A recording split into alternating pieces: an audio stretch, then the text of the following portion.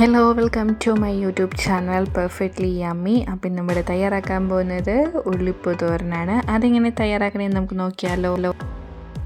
Gas on ആക്കിയിട്ട് നമുക്ക് തോരൻ വെക്കാൻ ആവശ്യമായ പാൻ വെച്ച് കൊടുക്കാം.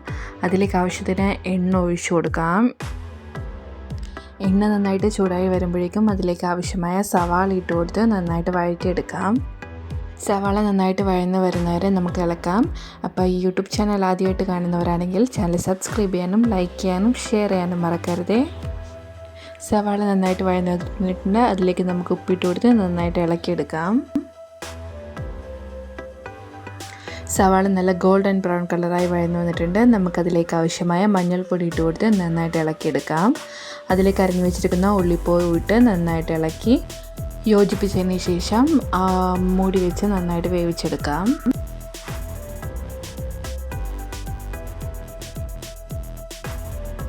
നന്നായി വെന്ത് വന്നതിന് ശേഷം ഒരു മിക്സിയുടെ ജാറിലേക്ക് തേങ്ങ, ജീരകം, മഞ്ഞൾപ്പൊടി ഇട്ട് നന്നായിട്ട് ഒതുക്കിയെടുക്കാം. ആ മിക്സ് ഈ ഉള്ളിപ്പൂവിലേക്ക് ഇട്ട് കൊടുത്ത് നന്നായിട്ട് ഇളക്കിയെടുക്കാം.